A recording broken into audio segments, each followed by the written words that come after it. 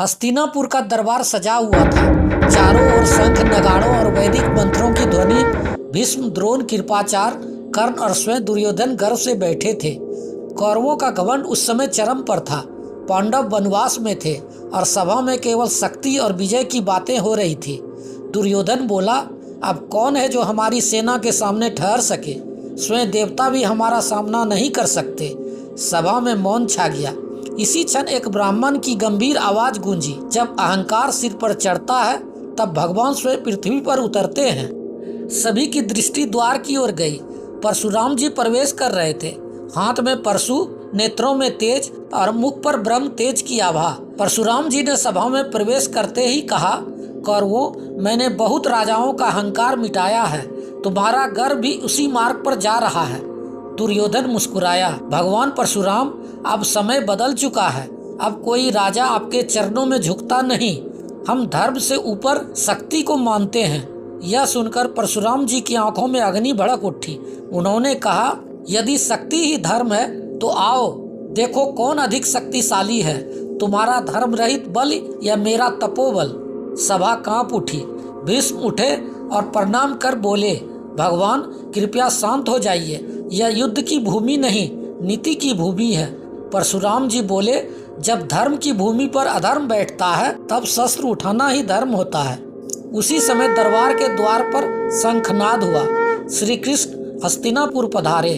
करुणामय मुस्कान, किंतु नेत्रों में दिव्य तेज। उन्होंने परशुराम जी को प्रणाम किया और कहा, गुरुदेव, जब आप स्वयं यहाँ आए हैं तो अधर्म को नष्ट करने के लिए मुझे बोलने की आवश्यकता ही क्या? परशुराम जी बोले, कृष्ण, तुम जानते हो मैं रक्त देखे बिना शांत नहीं होता।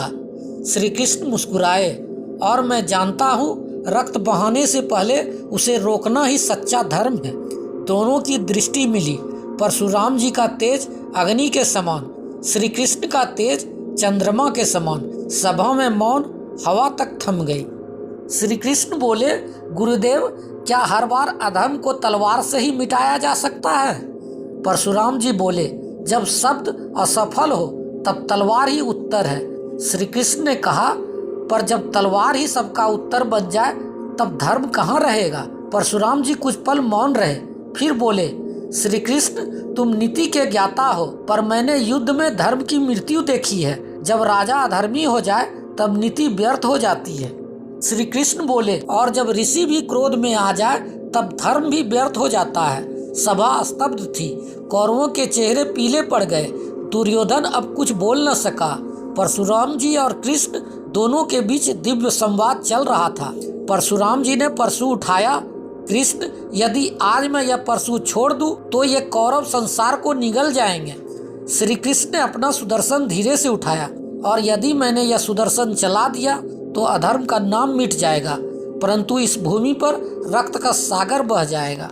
भीष्म, द्रोण और कृपाचार्य तीनों ने एक साथ कहा, रुको प्रभुओं, यह युद्ध नहीं, चेतावनी हो। श्री कृष्ण ने कहा, तो सुनो कौरवों, यह अंतिम संदेश है। जब धर्म का उपहास होगा तब कुरुक्षेत्र में सारा गर्व धूल बन जाएगा। परशुराम जी बोले, और उस दिन मैं नहीं आऊंगा, तुम्हारे विनाश के लिए स्वयं समय आएगा। कौरवों ने उस चेतावनी को हंसी में उड़ा दिया।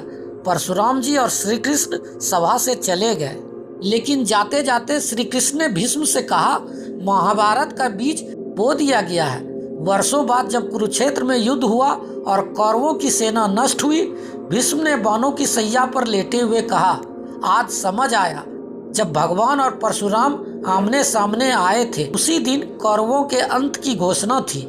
श्री कृष्ण ने मुस्कुराते हुए आकाश की ओर देखा। धर्म कभी हारता नहीं, बस प्रतीक्षा करता है अपने समय की। अहंकार का अंत सदा सत्य के सामने होता है, चाहे वह राजा का हो या देवता का। धर्म ही अंतिम विजेता है। अगर आपको ये वीडियो अच्छा लगा हो तो लाइक, शेयर और सब्सक्राइब अवश्य करें।